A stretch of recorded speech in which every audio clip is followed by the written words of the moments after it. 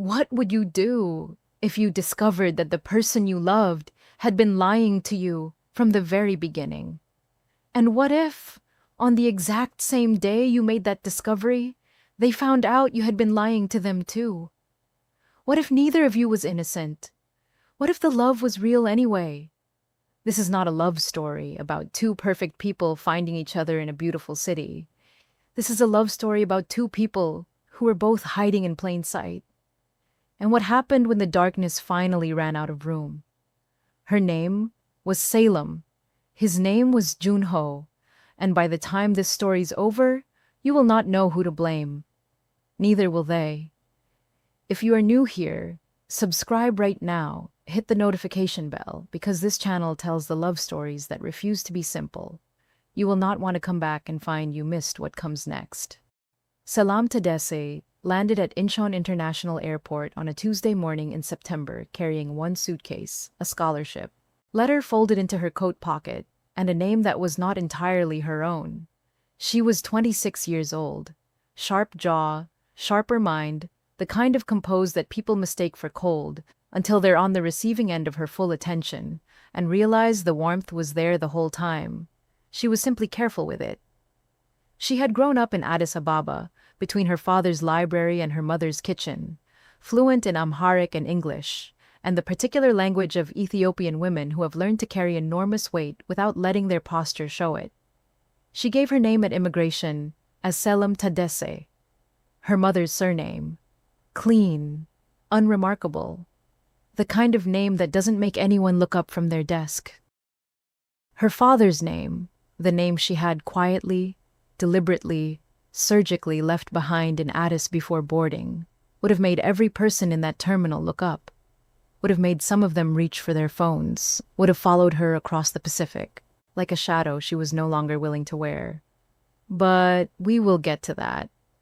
She had come to Seoul on a full international fellowship to study urban planning, one of only 3 awarded that year to African scholars.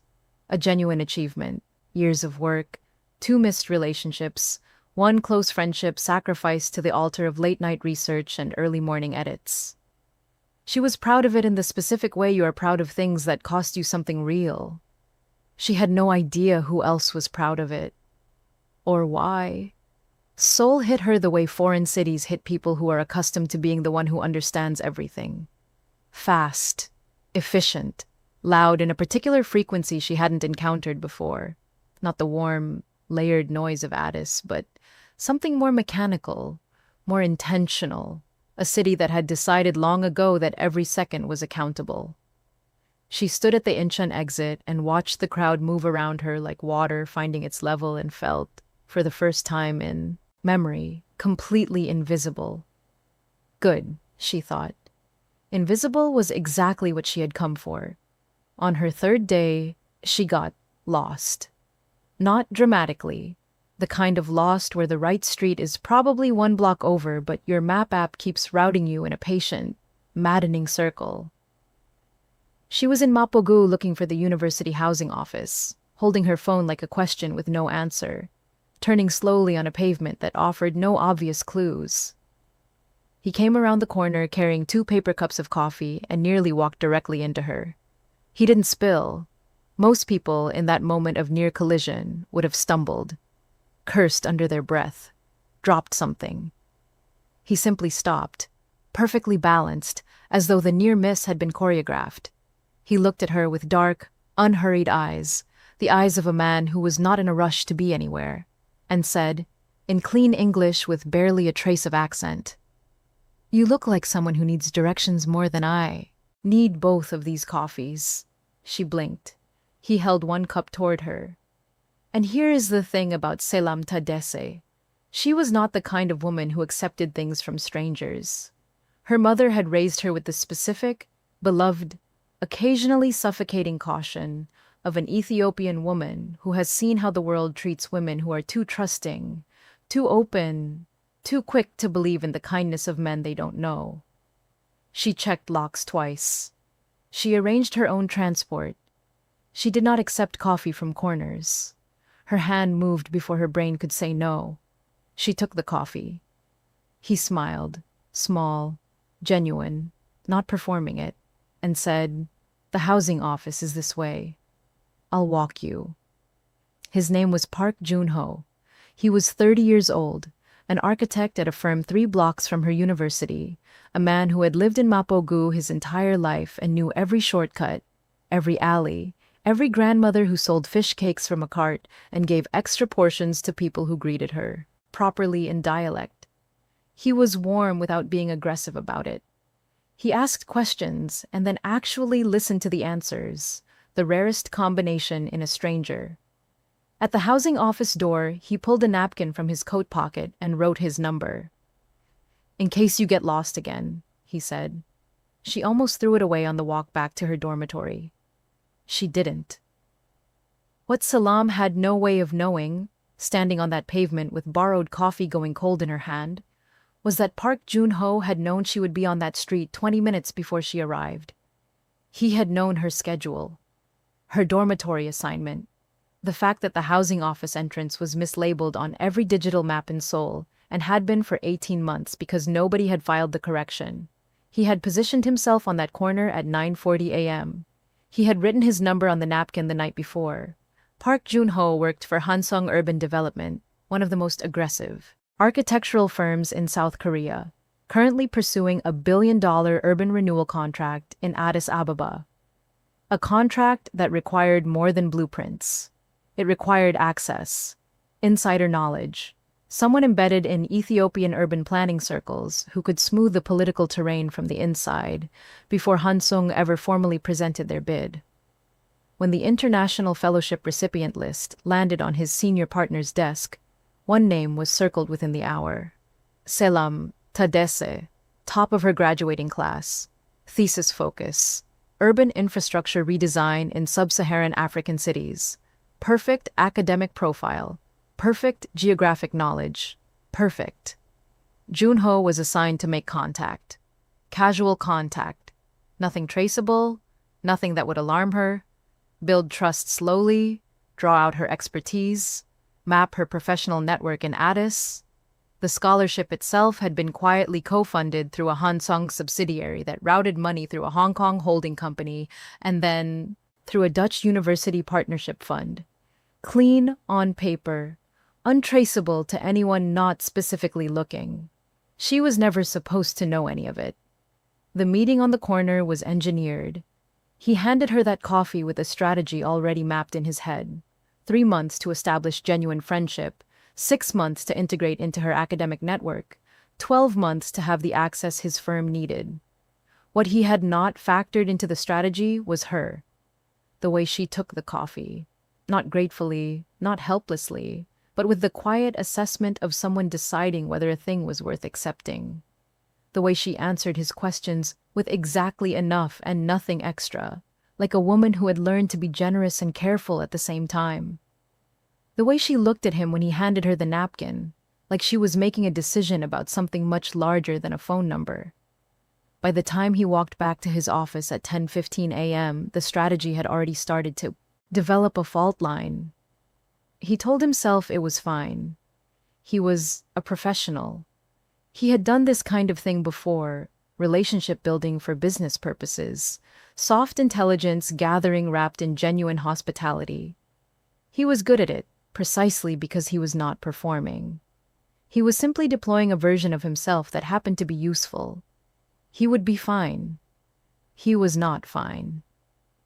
The first month unfolded in the particular slow-burn beauty that people only recognize clearly in retrospect, when they are looking back at it from somewhere more painful and thinking, that was it.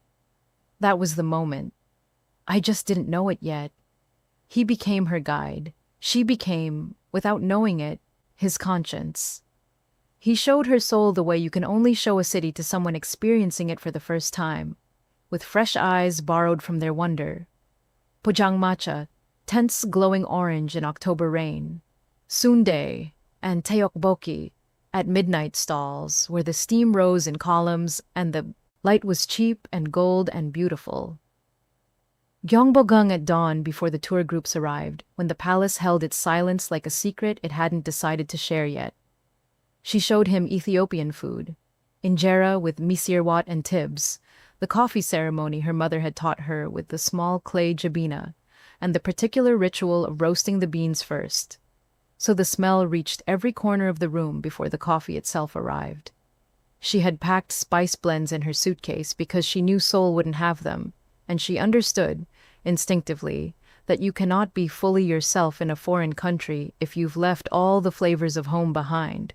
"You brought your whole kitchen across a continent," he said, watching her arrange small labeled jars along his windowsill. "I brought the parts of home that keep me," she said, not looking up. He was quiet for a long time after that. The way people go quiet when something small has moved, something large inside them, and they haven't yet found the language for it. He was filing a report to his senior partner every 2 weeks at this point. The reports were thorough, accurate, and growing increasingly uncomfortable to write. Her network in Addis, her father's connections in government, she mentioned her father rarely, always carefully, always with the specific restraint of someone who has complicated feelings about a powerful person. Her academic contacts, her thesis direction, everything his firm needed, delivered with the clinical detachment of a man doing a job. He read the reports back after sending them and felt something he didn't have a clean word for. He told himself it was professional discomfort, normal friction between the personal and the professional. He was lying to himself, which, for Joon-ho, was the first sign that something serious was happening. He had always been very good at lying to other people. He had never been particularly good at lying to himself. In November, he took her to Nami Island. She had mentioned it once, offhand, 6 weeks earlier. She'd seen it in a Korean drama she used to watch in Addis and had always been quietly curious. He had stored it without comment and said nothing until he showed up at her dormitory on a Saturday morning in November and said, "Get your coat. We're going somewhere." The ginkgo trees were gold and falling, the path blanketed in leaves that crunched beneath their feet, like the ground was applauding. She photographed everything, the trees, the path, her own feet in the leaves, the particular quality of the light at that hour in that season. He walked beside her and watched her take photographs with an expression on his face that she caught once, accidentally when she turned around too fast. It was the look of a man who was working very hard not to look like a man who was falling in love. She turned back to the trees immediately. Her heart was loud and inconvenient in her chest, and she willed it to be quieter, which it declined to do. The first week of December, they were at his apartment, she studying at his kitchen table, he drafting at his desk, and he looked up without any particular preamble and said, "I don't want to just be the person who shows you Seoul." She looked up from her laptop. "I want to be the person you come home to." She looked at him for 3 full seconds. She closed her laptop. That was that. December and January were the happiest months of Selam's adult life, which she would not fully appreciate until she was looking back at them from the ruins of March. She fell into him the way you fall into a language you've been studying for years, and suddenly, without warning, begin to dream in. Fluid, unconscious, the learning disguised as belonging. His colleagues loved her immediately. His best friend Hyun-woo, a loud, generous man who seemed to operate on espresso and strong conviction, and had known Joon-ho for 22 years, pulled Joon-ho aside after meeting Selam the first time, and said, with the blunt affection of a man who has earned the right to say anything, "Don't ruin this. Whatever you have to do differently, do it." Joon-ho laughed it off. He started dreaming about her. Not in the way men dream about women they want, in the way men dream about women they need, which is far more terrifying. He started sketching buildings that looked like they were talking to each other, like they had something to say beyond function and form. She looked over his shoulder at a new design one evening and said, "That one breathes." He stared at it for a long moment and said, "You're right. I didn't know it was missing that." He stopped filing detailed reports to Hansung in February. His senior partner called. Joon-ho listened to the call on his balcony with his back to the glass door, keeping his voice low and level, while Selam sat at his kitchen table on the other side reading a paper on transit corridor design in Nairobi. When he came back inside, She looked up. Everything okay? Work, he said. Nothing urgent. She held his gaze for a fraction of a second longer than necessary, and then looked back at her paper. She was always watching. He just didn't know she'd already started. If this story already has you leaning forward, you need to subscribe and drop a comment right now, because what happens next is going to split this comment section completely in half. Who do you trust more right now, Selam or Joon-ho? Tell me below. She found the document on a Thursday afternoon in late February. She was at his apartment alone. He was at a site visit in Yeongdongpo, and she was reorganizing her own notes spread across his kitchen table, when his bag, hanging on the chair beside her, tipped over from the weight of the books inside and scattered papers across the floor. She gathered them without thinking, stacking, straightening, not snooping, simply cleaning up a mess. And then, one page caught her eye the way things catch your eye when some part of your brain has been waiting for them. Her university's name in Korean characters she had learned to recognize over months. Her scholarship fund, she knew that logo. She had stared at it in pride and disbelief the day the acceptance letter arrived. And below both of them, in clean corporate print, Hansung Urban Development, all three things. One document. She stood very still for a long time. She couldn't read the body text. Her Korean was conversational, not legal. But she understood, with the instinct of a woman who had grown up in a house where power and paperwork were always related, that two things appearing on the same document are there for a reason. And three things appearing together means someone made a deliberate decision. She photographed it with her phone. Both sides. She placed it back precisely where it had fallen. When he came home, she was at the kitchen table with her laptop, open, and her face exactly as warm as it always was. "How was the sight?" she asked. "Cold," he said. "The wind off the river is brutal in February." "Come sit. I made tea." He sat. He drank the tea she had made. He told her about the site, the structural complications they'd found, the contractor who kept changing his cost estimates. She listened and responded and asked the right questions and smiled in the right places. Inside, she was already composing the message she would send to Addis. Her friend Yeshi was a corporate lawyer in Addis who had graduated top of their law school class and read contracts the way other people read novels, for pleasure, for the patterns, for what wasn't said as much as what was. Salam sent her the photograph at midnight with one line of context. "I need to know what this says and who it connects." The response came in 3 parts, over 48 hours. This was how Yeshi worked when she was being thorough, which was always. First message: this is a co-funding agreement between a Korean development firm and your university's International Fellowship Office. The firm contributed to the scholarship pool for this cycle. Second message: 6 hours later, the eligibility criteria were adjusted specifically for this award cycle. The parameters were narrowed, down to sub-Saharan African candidates in urban planning. Before this cycle, those parameters were broader. Third message: at 2 a.m., Salam. Someone chose you on purpose. This scholarship was restructured to find you specifically. I don't know why yet, but you need to find out. She read that last message sitting on the floor of her own apartment and thought, with the cold clarity of someone whose worst suspicion has been confirmed, the coffee was not an accident. Nothing was an accident. She thought about every conversation where he had drawn out her knowledge of Addis with such warm, unhurried curiosity. Her thesis, her contacts at the Addis City Administration, her opinions on the infrastructure deficits in the eastern expansion zones. Her father's position. She had deflected those questions always, carefully, but he had kept returning to them in different shapes, and she had kept thinking, he is just interested. He is genuinely curious. She thought about his second phone, the one she'd seen once, briefly, on his nightstand. Different case, different model, and he'd said without being asked, work phone. Lots of architects carry too. She thought about the calls that made him quiet. The reports she had assumed were billing disputes or contractor headaches. She sat with all of it. She did not let him see a single change in her eyes. She was a politician's daughter. She had learned very early how to keep her face clean while her mind worked hard in the dark.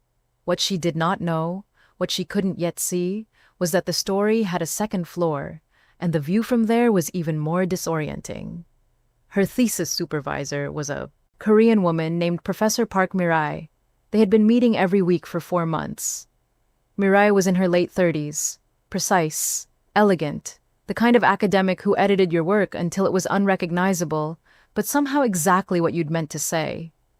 She had a way of asking questions that made you realize the question was more important than whatever answer you were about to give.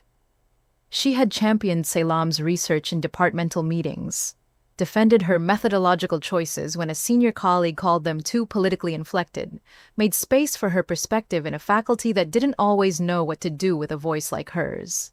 Selam trusted her, in the ways that matter, the deep, earned ways. She trusted Mirai more than almost anyone in Seoul.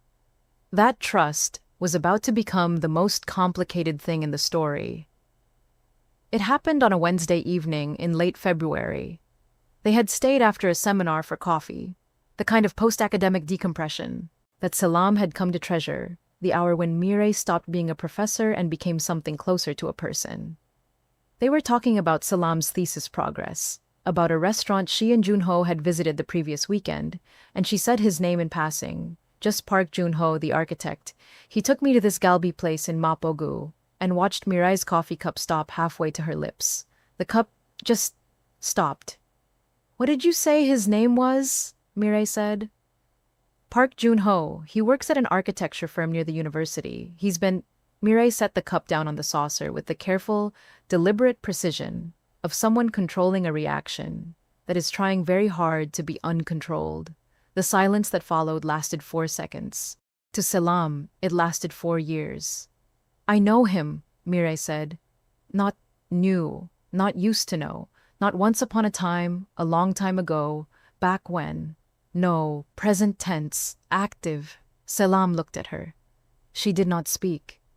She understood, with the intelligence of a woman who had spent months developing the skill of waiting for the full sentence, that this was a moment that required silence. "How do you know him?" she said finally. Just that. Measured. And Mirai, because she was not a woman who performed emotions or buried them, because she had spent 3 years learning that the only thing worse than a difficult truth is a delayed one, told her. 6 years together. University sweethearts who became the kind of couple everyone assumes will end in marriage, and a house, and children with both their faces. They were good together in the way that some couples are good, not without friction, but with the kind of friction that generates warmth rather than damage. They built a life in Busan. He designed buildings. She wrote papers. They were happy in the complicated, imperfect, entirely real way that happiness actually looks when it isn't performing. In 2021, Mirai became pregnant. They were terrified. Then, slowly, they became ready. They painted a room. They argued about names with the particular delight of 2 people who both think their opinion is correct. They let themselves believe. The pregnancy ended in December 2021. A boy, born too early, who lived 4 hours. They named him privately and never said the name out loud again to anyone, which is a specific kind of grief that doesn't show up on any form you have to fill in, but lives in the body indefinitely. The loss broke them. Not violently. There was no villain, no betrayal, no scene. Just 2 people shattered in ways that didn't fit together anymore. She took the sole position in early 2022 because she needed to move, needed work, needed to be somewhere her body didn't know the geography of the grief. He stayed in Busan. They separated. It was quiet and devastating, and they told themselves it was final. "I took this position without knowing he was in Seoul," Mirai said, "and when I found out, I decided to say nothing. We weren't together. There was nothing that required disclosure." She paused. "And then I saw a photograph of you, 3 weeks ago, on a colleague's phone, at a dinner you attended together." Selam was very still. 3 weeks, she said. I know. You've been my supervisor for 4 months. We have had coffee 12 times. You said nothing. I was trying to find the right way. There is no right way, Selam said. Her voice was completely level, which was more frightening than raised would have been. There is only the truth, and you chose delay over truth. Selam, did you know I was with him when you agreed to supervise me? No, I found out 3 weeks ago. And in those 3 weeks? Mirai met her eyes. I was afraid. Of what? Of losing you. As a student. I didn't know what to call what we had, but I didn't want to lose it. Selam stood. She picked up her bag. She looked at Mirai for a long moment, the woman who had been one of the most important presences in her soul life, who had fought for her research and made space for her voice, and taught her things she would carry for the rest of her career. Thank you for eventually telling me the truth, Selam said. She walked out into the cold Seoul evening and stood on the pavement and breathed and felt the specific loneliness of a woman who was surrounded by people and trusted none of them as much as she had thought. That night, she went to Joon-ho's apartment. She placed the translated Hansung document on the kitchen table between them. The logo face up, his firm's name on a document that connected to her scholarship. She said nothing. She let him look at it. The blood left his face so completely and so fast that she watched it happen like weather. Tell me about Hansung development, she said. Tell me all of it, right now. What followed was the first of what would eventually be several confessions, and it was devastating not because he was cruel, but because he was honest. He told her everything in sequence, without softening the details that made him look worst. The assignment, the scholarship co-funding, the engineered meeting on the corner of that Ambw street, the reports he had filed for the first 2 months, the moment in February when he had stopped filing them, not because he was told to stop, but because he looked at her asleep on his couch after a call from his partner, and could not make himself write her name in a business document one more time. You were a target, he said. His voice was flat with the effort of not letting it break. And then you were everything. And I didn't know how to tell you because every day I didn't tell you was another day I got to keep you. And I knew that the moment I told you I would lose you. Selam listened to all of it without interrupting.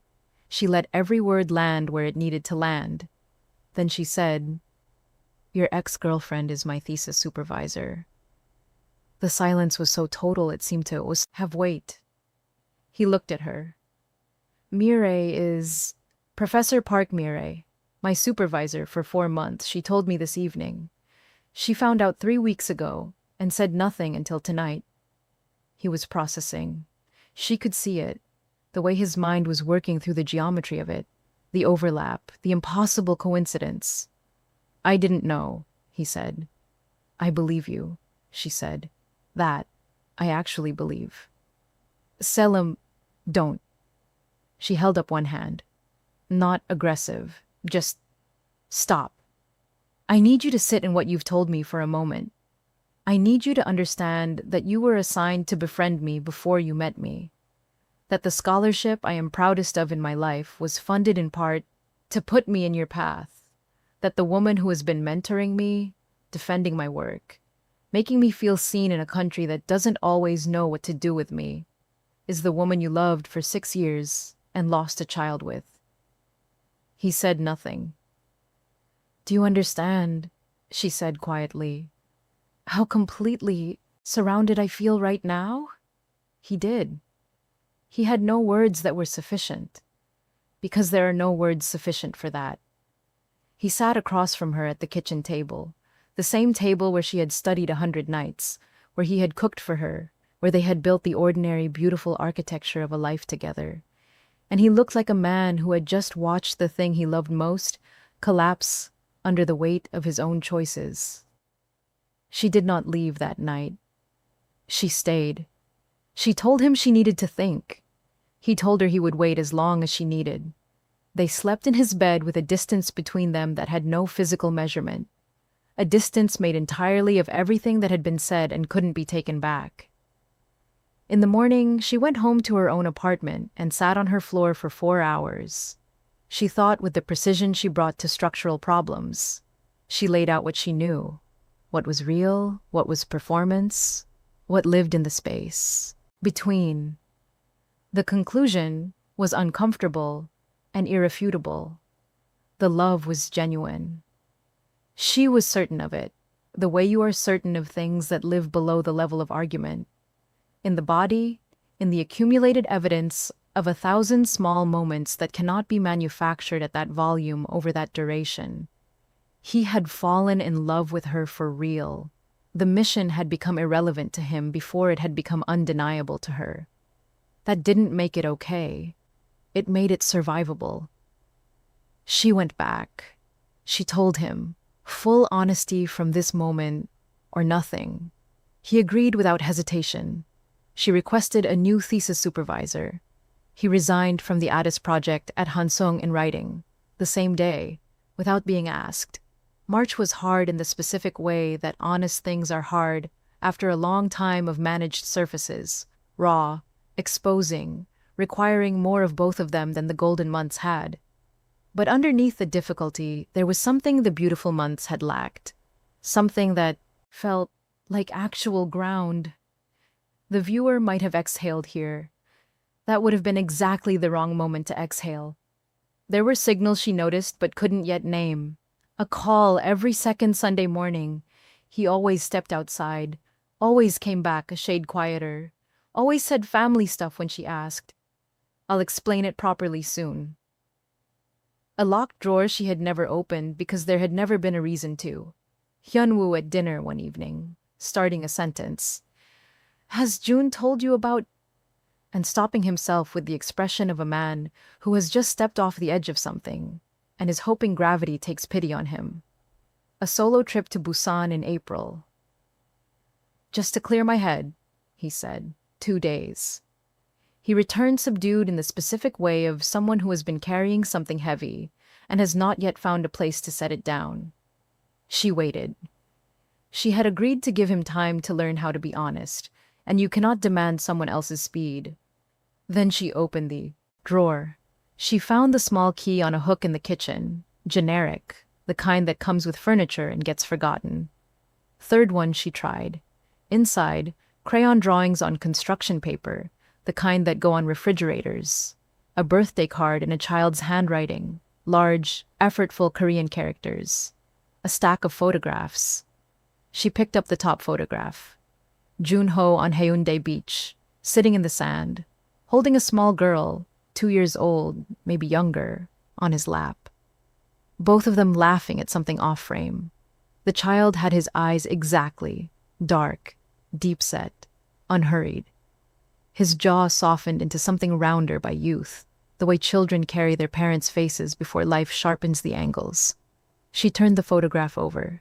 Joon-ho and Narration, August 2024. Selam sat down on the floor of his apartment. She sat there for a long time. She did the mathematics. She was good at mathematics. 2021, the pregnancy. 2022, the loss, the separation. The photograph dated 2024, the child appearing to be approximately 2 years old, born therefore in 2022 or early 2023. The loss was real. It was not the end of the story. There had been another pregnancy, or the timeline was different from what she had been told. Either way, the arithmetic was clear, and it led to one conclusion that filled the apartment with a silence so loud she felt it pressing on her ears. Joon-ho Park had a living daughter, a daughter named Aryam who liked crayons and had written him a birthday card and had been held on a Busan beach in August 2024, while Selam was in this apartment, in his bed, at his kitchen table, building what she believed was the most honest thing she had managed to build in a very long time. She heard his key in the door. She was still on the floor when he walked in. He saw her. He saw the open drawer. He saw the photograph in her hands. He did not run. He did not explain immediately. He walked to the kitchen, poured himself a glass of water, and then came and sat across from her on the floor, both of them on the floor. the photograph between them, and looked like a man at the absolute end of his resources. "Tell me everything," she said. Her voice was so quiet it was almost below sound. "All of it. Right now, every word." He did. The second pregnancy. Mireille had discovered it weeks after they had already finalized the separation. She had called him, one of the most difficult phone calls of his adult life, and told him they were no longer together, and they both knew they could not go back to what they had been. But the child was real. They agreed. Co-parent, separately, with as much decency as two broken people could manage. Ariam was born in early 2023. He drove to Busan every 2 weeks, every second Sunday morning. He was present. He was paying for everything. His voice broke here, the first and only time she had heard it break. He loved her with the whole of himself. Had loved her before she was born, had loved the idea of her through the grief of the one who hadn't made it, had held her in the hospital at 4 a.m. on a Thursday, and felt something rearranged permanently inside his chest. "Why," Selam said. Her voice was still quiet, still level, which was worse than crying. "Why did you not tell me you had a daughter?" "Because I was afraid." Say the whole sentence. "I was afraid that you would see a man with a child, and an ex who turned out to be your supervisor, and a history too complicated for someone who came to Seoul for something simple, and you would decide—" He stopped, started again.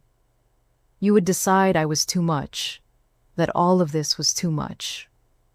So, instead," Selam said, "you let me find out on the floor of your apartment, alone, with a photograph of a child you have been visiting every 2 weeks while I slept in your bed." He had no answer. There is no answer for that. "I need to go," she said. She stood up. She placed the photograph carefully back in the drawer. She picked up her bag.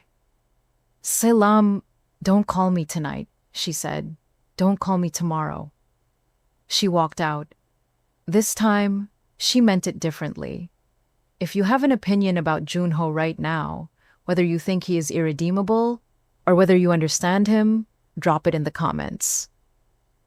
Because I guarantee you, your opinion is about to change, in a direction you are not expecting. Drop a like right now so the algorithm keeps this story in front of people who need to hear it. She flew back to Addis Ababa on a Thursday. Her mother was at the airport. Selam walked through the arrivals gate carrying her one suitcase, the same one she had brought to Seoul, lighter now for reasons she couldn't entirely account for, and her mother took one look at her face and opened both arms without a word. No questions. No, "You should have called more." No, "I knew something was wrong." Just arms. The particular arms of an Ethiopian mother reclaiming something the world has been borrowing. Selam held on, for longer than she had held on to anything in months. Addis received her the way it always had, noisy, fragrant, overwhelming in the most familiar frequency possible. The eucalyptus, and diesel, and injera, and the particular high-altitude light that makes everything look more real than real. The city her bones knew, the city that had been the backdrop of every important thing that had ever happened to her before Seoul, and now felt like the only place in the world where she could think clearly. She sat in her mother's kitchen and drank buna, proper ceremony, clay jabina, the smell of roasting beans filling the small kitchen, before the coffee itself arrived, as it always did, the way good things announce themselves before they're ready.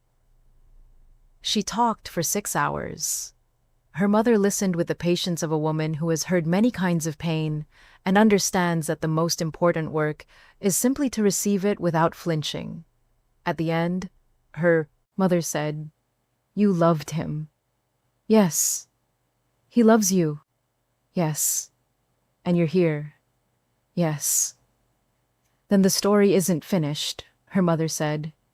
"It's just resting." Selam pressed her hands around the small clay cup and looked at her mother and felt something she didn't have language for. Not comfort exactly, more like the recognition of being known, which is its own category of relief. She stayed. She worked remotely. She visited her grandmother in Gondar, a woman in her 80s who had survived things that put Selam's pain in perspective without diminishing it, which is the specific gift that old women with hard histories give you. She walked the mercado. She ate everything she had missed. She let Addis remind her who she was when she wasn't performing anything for anyone. She and Joon-ho texted. Carefully at first. She allowed it because she was honest enough with herself to know that cutting him off entirely was not what she wanted, just what she was punishing herself into. Then more, longer exchanges, real ones. He was in therapy twice a week. He had started a new project, small, personal, a community housing proposal for Ambw designed around the people who actually live there, rather than the people a development firm wanted to attract. He told her about it piece by piece over several weeks, and she could hear in even his texts a different quality of attention. Slower, more considered, a man who was finally doing the work of understanding why he had always needed to hide. He sent her a photograph of a sketch, a building design. She could see immediately it was different from his previous work. Less controlled, less defended, something that had grown rather than been constructed. You told me once you wanted to design cities for people who've always been an afterthought. I'm finally trying to do that too. She stared at the sketch for a long time. It's beautiful, June, she wrote back. You're still the reason I build things that last. She put her phone down, looked out over Addis from her mother's roof at the hour when the city went gold, and the air went still, and everything held its breath before evening. Felt something in her chest that was neither grief nor happiness, but something in the corridor between them, the feeling of a story that has not yet declared what it is. Then the news broke. It started as a leak, the kind that arrives as rumor in the morning and becomes headline by evening. A land acquisition scandal, a former minister of infrastructure, foreign development contracts approved with unusual speed and unusually thin documentation, Korean firms, Chinese firms, billions of birr in public land transferred to private development interests through ministerial decree. The minister's name was Gurma Haley, her father. Selam read it on her laptop at her mother's kitchen table.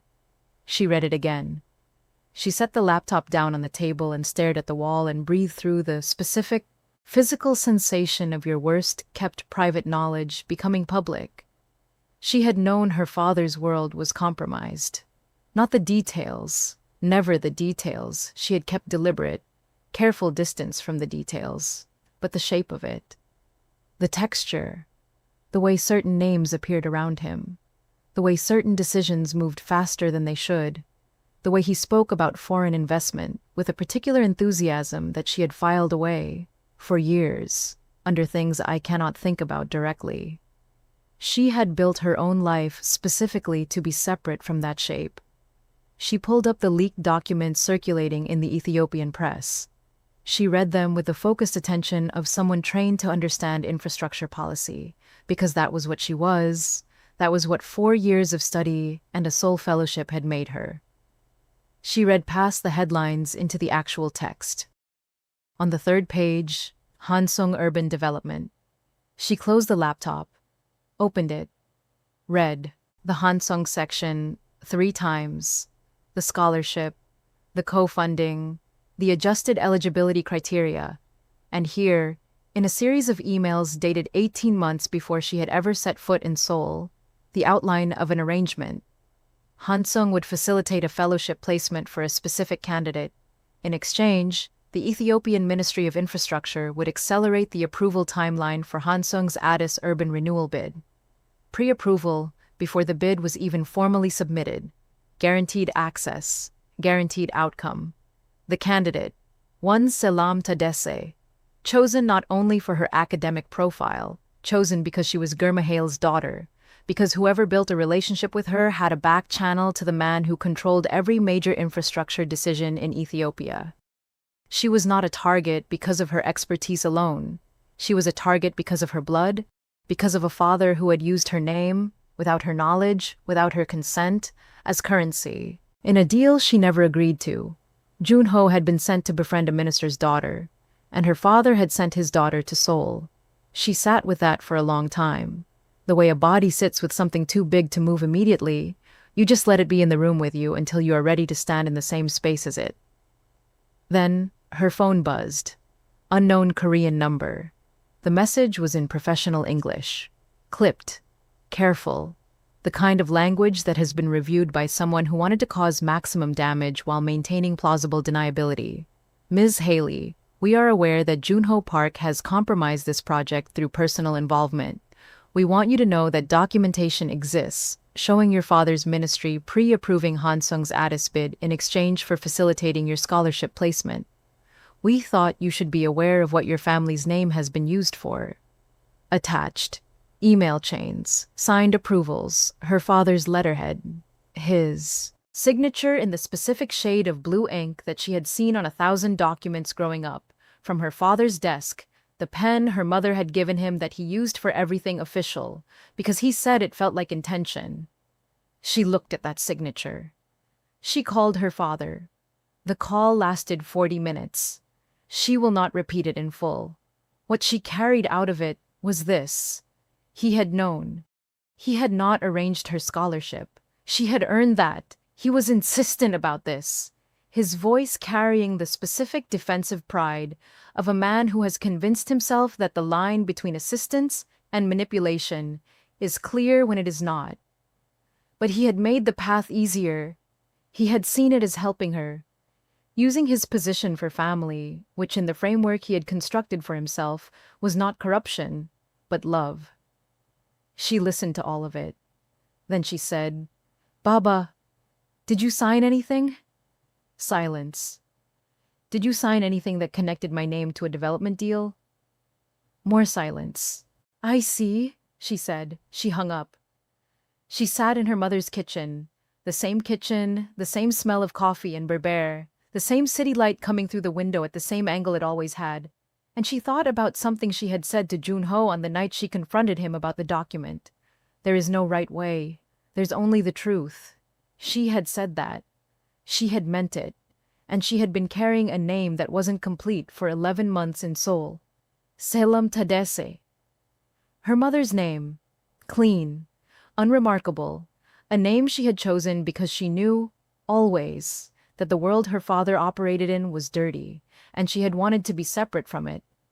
Had wanted anyone who engaged with her work to engage with the work, not the lineage. That was true.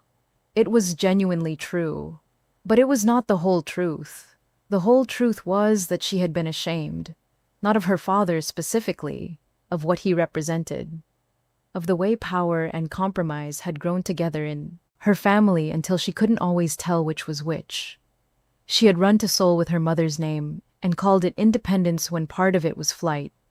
She had hidden too. Not from Joon-ho specifically. From everyone. From the weight of who she came from.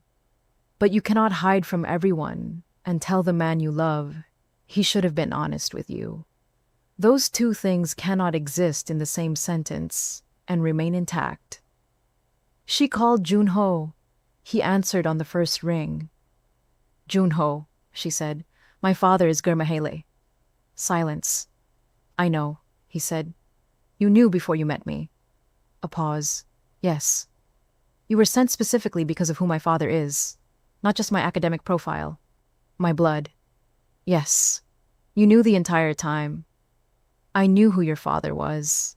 I didn't know the full extent of his involvement in the arrangement until you just implied it." She breathed. "And knowing who I was..." "Yes," he said, not waiting for the sentence to finish. "Yes. Still, from the first week still, that never had anything to do with your father." She hung up. She sat with it for 2 days. Then she flew back to Seoul.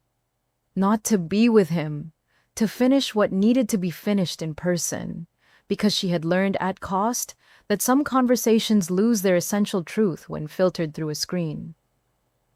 They met at the Pojangmacha in Mapogu. October, exactly 1 year from the beginning of everything. The orange tent glowing against the early dark, the city loud and indifferent around them. Soon-dae on the table, neither of them touched. He was already there when she arrived. He looked like a man who had not slept in weeks. Thinner, quieter, the specific hollowness of someone who has been doing hard internal work and it is not over yet. She sat down across from him. She placed her phone on the table between them, the message from his partner, the attached documents, her father's signature. "You were sent to get close to Gurmahaley's daughter," she said. "And I was placed in Seoul through a deal my father made with your firm. Neither of us was standing on clean ground when we met." He looked at the documents. He looked at his firm's name on a document that now connected to an African corruption scandal. He looked like a man reading the full cost of something for the first time. "I didn't know the specifics of your father's involvement," he said.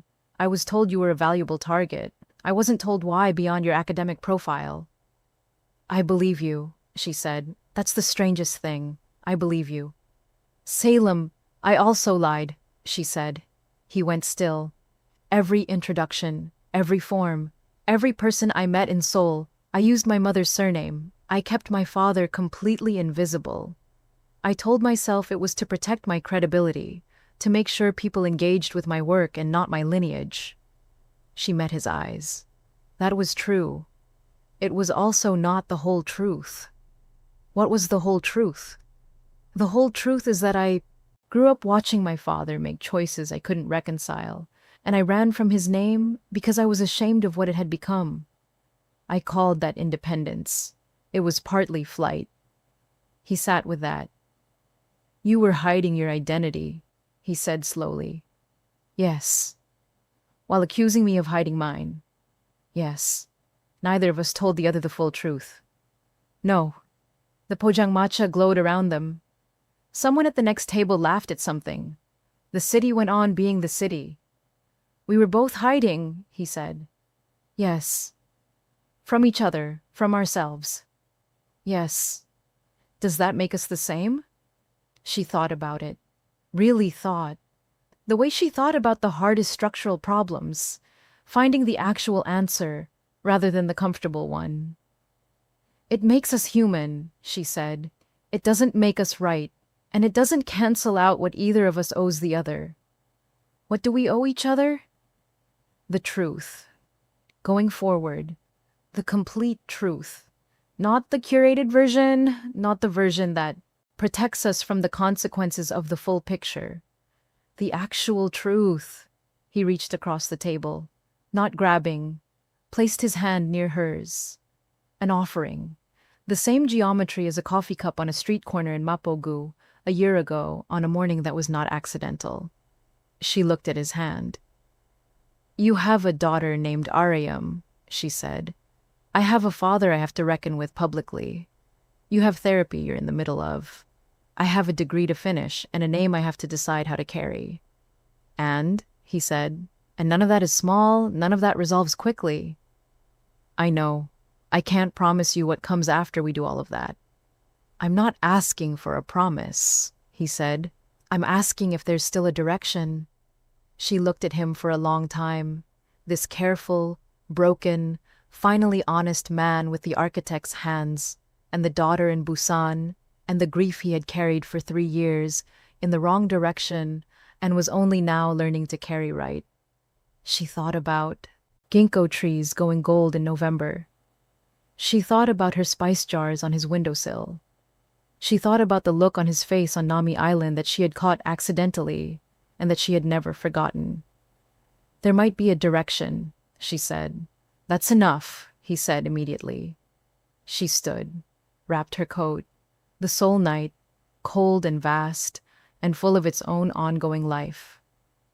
"Selam," he said. She paused. "I fell in love with you on that street in Ambw, he said. "Not because I was assigned to, because you took the coffee. You looked at me like you were deciding whether to trust the world, and you decided yes. I have never, for one day, forgotten what that looked like." She stood with that for a moment. "I know," she said. She walked out. The orange poyang matcha glowed behind her. The city moved on, indifferent and alive. the way cities do when the most important things are happening in the spaces between all its noise. Here's what happened after. Selam completed her degree. She went back to Seoul and she finished it, because she had not crossed an ocean and hidden her name and loved someone badly and been loved badly in return and survived all of it, to leave with nothing. Her thesis was cited in 3 published papers within a year of submission. Her new supervisor called it some of the most urgent urban policy research she had reviewed in a decade. Her father's scandal became public in full. He resigned. She gave one interview, careful, honest, costly in the specific way that honest things are costly when you are also the daughter of the person being discussed. She said she had not known about the arrangement and had not benefited from it knowingly. She said she intended to spend her career making the kind of change that her father's generation had promised and not delivered. Most people believed her. Some didn't. She learned to live inside the tension between those two groups, which is where people who tell complicated truths tend to spend a great deal of time. She started using her full name, Selam, Haile, Tadesse, both parents in one breath. She stopped choosing between them. She decided that her name was the full story, not just the clean half. Joon-ho left Hansung. He and Hyun-woo started a small firm together in Mappo-gu, 5 people, deliberately small, working specifically on community-centered development projects. His first independent completed project was a housing renovation in a neighborhood that had been slated for demolition by a larger developer. The residents stayed. He won a minor architecture award for it and told the ceremony audience that it was designed by the people who lived there, and he had simply been the translator. He and Mirai found a quiet, functional rhythm as Aryam's parents. Not together. Just decent. 2 adults who had loved each other and lost a child together and found a way to be good to each other for the sake of the one who was still here. Aryam was 3 now and had opinions about everything, and had recently decided that yellow was the only acceptable color for anything, which Joon-ho found hilarious and Mirai found exhausting, and both of them found, privately, extraordinary. Selam and Joon-ho wrote letters. Actual letters. Paper. Addis to Seoul and Seoul to Addis. For 8 months. There was something about the permanence of ink and the delay of distance that made them more honest than they had ever managed to be in the same room. You cannot interrupt a letter. You cannot change the subject. Whatever you commit to the page stays there, readable, accountable. In his 8th letter, on the final page, he wrote, "I think I fell in love with you the moment you took the coffee. Not because of the assignment, not because of your father's name, not because of any strategy I came to that street corner with. Because you looked at me like you were making a decision about whether the world was worth trusting. And then you decided, yes, I want to spend a long time being worth that decision." She read it on her mother's roof at the hour when Addis goes pink and still, and the whole enormous city seems to exhale. She read it twice. She sat with it until the sun finished its business with the horizon. She wrote back one line. "Come to Addis. I want to show you where I'm from." He booked the flight that evening. This is what I want you to take from the story of Selam and Joon-ho. 2 people lied to each other, both of them. From the very beginning, both of them. For reasons that lived in their own private darkness and made complete sense from the inside. A man who had lost a child and built a wall around the grief and called it privacy. A woman who had grown up in the shadow of compromised power and changed her name and called it independence. Both hiding, both real, both loved. Here is the question the story is really asking. Not whether they were honest with each other, because they weren't. Not whether they deserved each other's trust, because they had both broken it. The question is, when everything false finally fell away, when all the walls came down and both of them were standing there with no names to hide behind and no secrets left to protect. What was left? What was left was a man who drove to Busan every 2 weeks for a daughter he was still learning how to father, and who was only now, finally, learning how to grieve the one who didn't make it. What was left was a woman who put her father's name back in her own. and decided that the complicated truth of where she came from was more honest than the clean half she had been presenting to the world. What was left was two people who had loved each other through masks and deception and revelation and rupture and distance, and still, after all of it, were writing letters on actual paper and booking flights. The question is never, were you perfect when you loved me? The question is, after everything, was there something real underneath it? For Selam and Joon-ho, the answer was yes. That is not a small thing. That is, in fact, everything.